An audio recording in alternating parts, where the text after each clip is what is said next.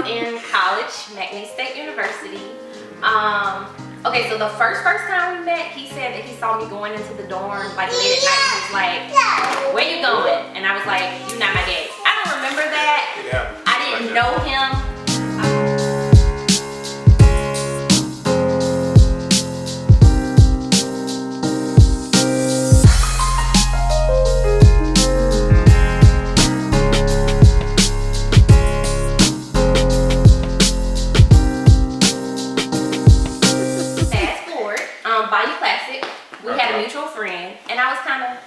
I was being strategic. Me and my cousin didn't know where to go. We were going to the Mahalia Jackson Center for a party. Shut up. So I asked my friend for his number because we needed directions. So he gave me the directions. They were like, "I'm Stephanie, from school, da da da da." So we go to Mahalia Jackson. It was an alpha party, I think. And I just asked him for directions there, but he showed up. So who's thought too? Oh, Charles. She does know the other S word though. She's strategic. I say stalker. Whatever. I was going anyway. And then we just used to like kick it. Like if we wanted like boyfriend and girlfriend, I literally used to go over there at his dorm and watch TV and like be silly. And that's like we were friends. And then it turned into something a little more. And it turned into children. Yeah.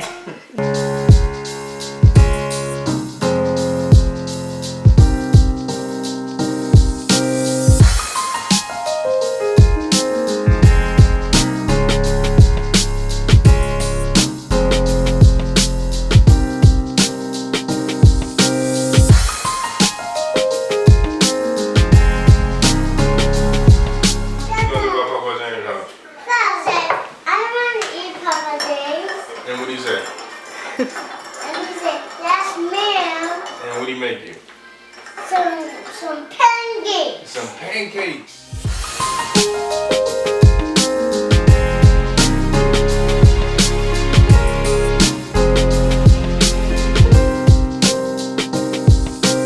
Charles and I got married kind of young. We were a mess. Number one, we were a mess. I'm saying in the relationship, we were immature. Let me say that. We were young, yeah. Yeah, but we knew that I knew I didn't want anybody else. And I remember telling my mom, when I was like, I think he had already proposed. And I was like, do you think how do you know it's the one and all this?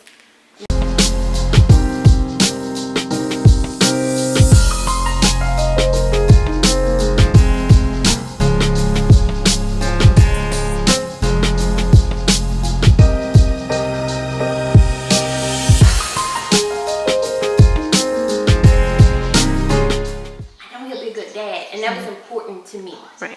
I knew that he had a stable family structure. I didn't grow up in the house with my dad, but my dad was always there. And my dad created these great experiences with me every time we were together. So I didn't need my dad so much in the house. Right. But I knew he came from an amazing family, and our families are like this. And I was like, he's going to be a good father. Because at the time I was raising my nieces, right? And he helped me with that. So that was the foundation of the marriage. I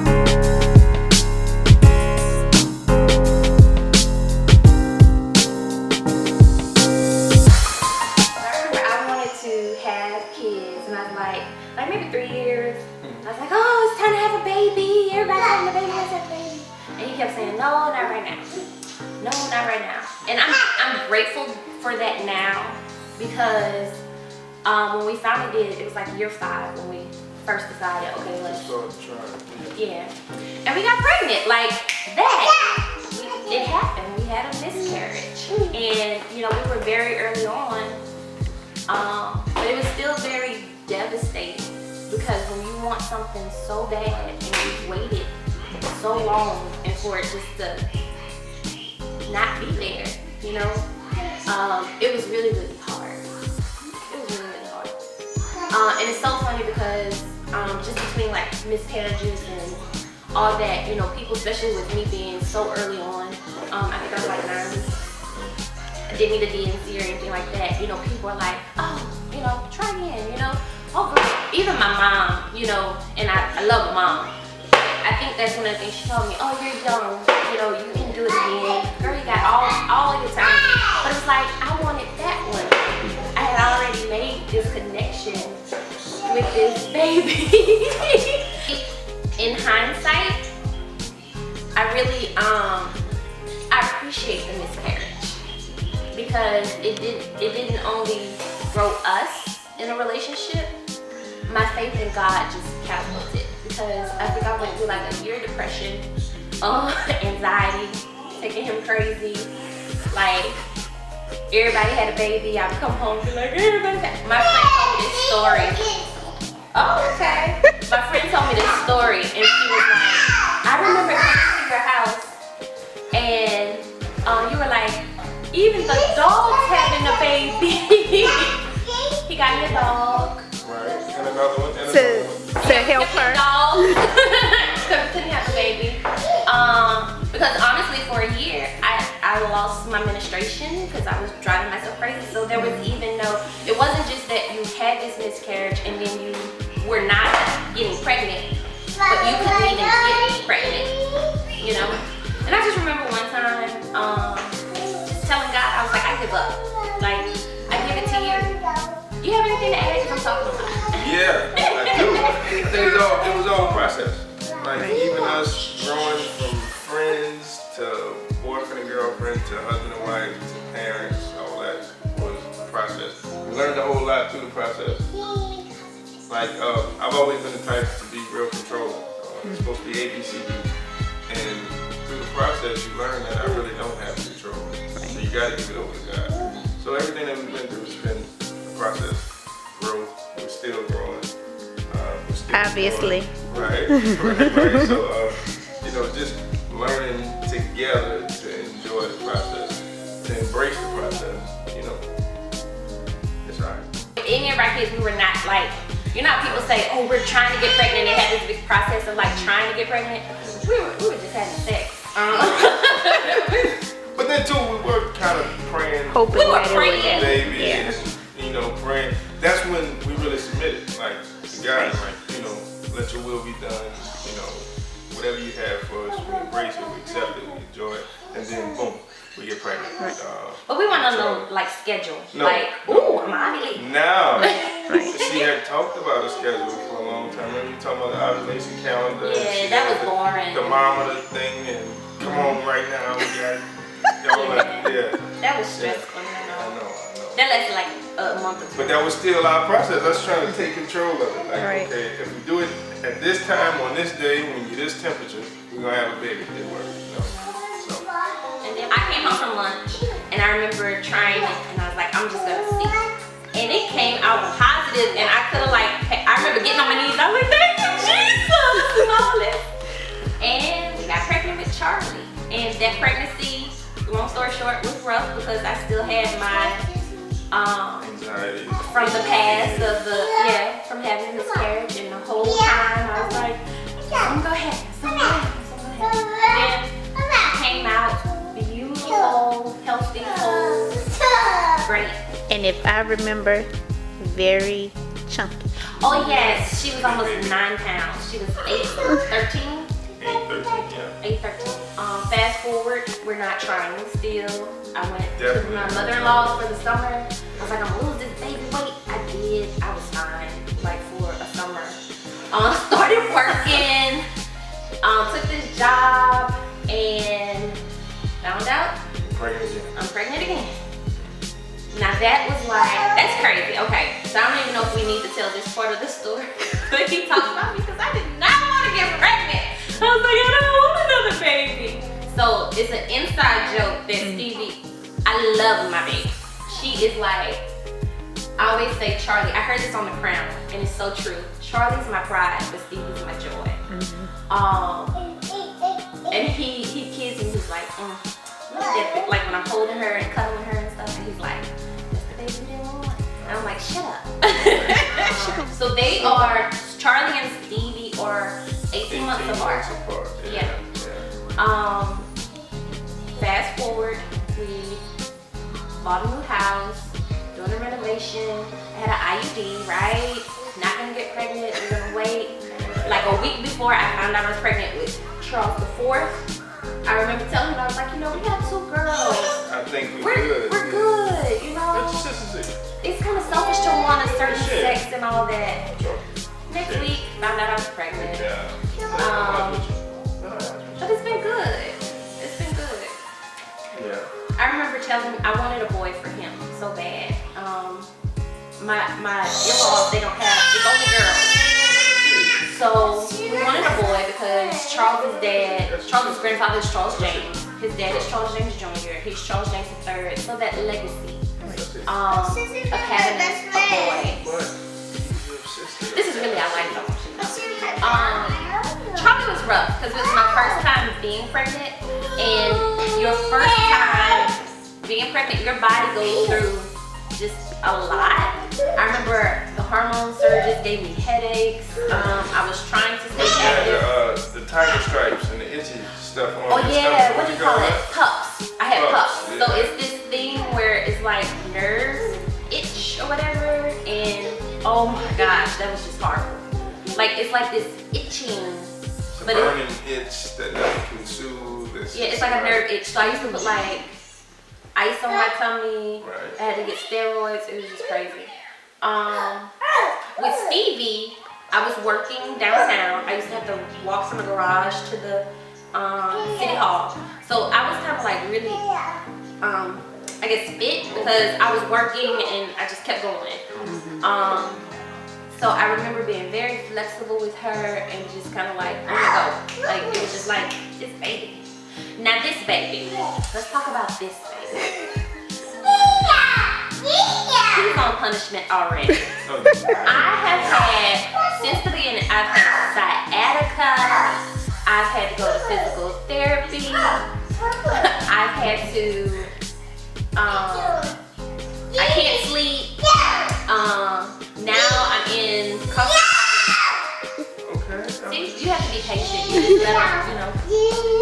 What is that? Uh-oh. Pillow? Okay, lay down, night-night. Night-night, lay down. Yeah, night-night. Yes, Jesus. Yeah, and that. First pregnancy. Well, not so much about the pregnancy.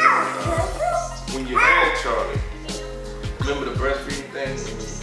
And you was having trouble with the latch thing, and then one day I came home and she was like, look at this, and it was bloody. And I said, oh my God, I was gonna go back. And this parenthood thing ain't all this cracked up to be. So he was concerned about the nipples. He was like, yeah, she didn't have teeth or nothing. It was just like, it was just bad. It was bad. But they came back. They did come back. So that was Stevie. she was a pro. She didn't take a bottle though. Yeah. Stevie is like, I thought Stevie was gonna be the chill child, like low maintenance. She came out, went straight to the nipple, all that good stuff. And you see what she turned into, right? She just, you know, she do her own thing.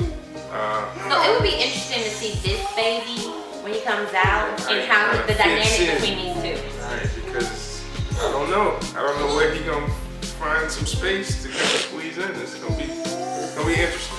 But my favorite thing about pregnancy, just overall, honestly, it's so crazy because before I had his kids and he got to see how my body transformed and everything, I was still kind of like, like, you know, turning like salt, you know. But once you have those babies, all that goes away. Like, you're like, look, you have seen a baby come out of me. So, like, these stretch marks and all that, you know, just love them.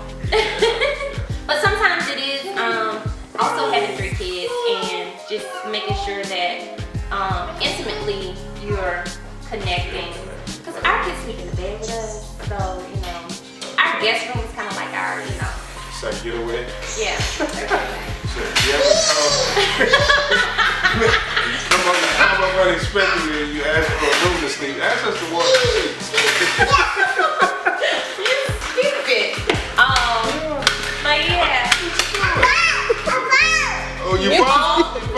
On purpose, I think. Yeah. Trying to give to first a struggling mom trying to get pregnant. God is faithful, and you know, I know that some people are not destined to be mothers, right? Some people it's just not in your cards. But I do believe that when God has given you a promise, His word is true, so He has to perform. You know, even with this third pregnancy, I remember asking God for a son, and even though I was ready to be like, you know, His word is true, and He always comes through. You know, so I would say your faith has to be strong, and just have faith. Like when you have a relationship with God, it's not so much of if it's gonna happen, it's like when is it gonna happen. Right. And find you a sister friend that you know you can cry on, and you can tell those intimate, you know, details of your struggle, and you know the support will help you. Just knowing that someone's been through it. So advice for just a mom who has multiples. Yeah, active multiples. I am what Charles calls a liberal. I'm the liberal parent, right? I remember growing up, my mom was sick a lot. She struggled with what we now know as lupus, but it manifested when I was younger with migraines, and her just being always tired. Of course, a single parent trying to raise, you know, 2 kids at the time. There was not a lot of like, let's go to the park. You know, don't get me wrong, like you were fed, you were loved, but she was tired a lot. She was working in school and sick, so there was not a lot of like, you know, playtime together, or you know. So that was one thing that I wanted to make sure that I could do for my kids, and just let them be kids. And patience is key. Like if you could be patient with them, it's hard, it is tiring. There is not a lot of like rice and gravy meals that happen around here. Sometimes it's just peanut butter and jelly, but they don't care. I think we care more. Like they don't care. Like as long as they're eating, they're good. And just taking it easy. Like it's not, life is easy. Make it easy. And just let them be.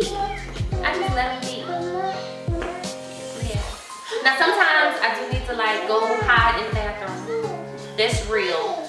And sometimes especially because each one of my children, I've been pregnant within a year, the first year of their life. So a lot of times me as mommy, I don't have the energy, I can't pick you up. So, my rock, he's good. Now, don't get me wrong. Take it how you can, but you have to have a husband too that's a great father and that's present. And you know, I think we grow up in these traditions of what nurturing is, and the mother's the nurturer and all this, and we are. But when you have a real husband that's really about his kids and stuff, he knows how to turn it on and turn it off when he needs to. And I'm grateful now. He will cut his eyes at me if I be like, oh, I need to take a nap, because he's been at work all day and stuff too, right? But he still does it, so it works.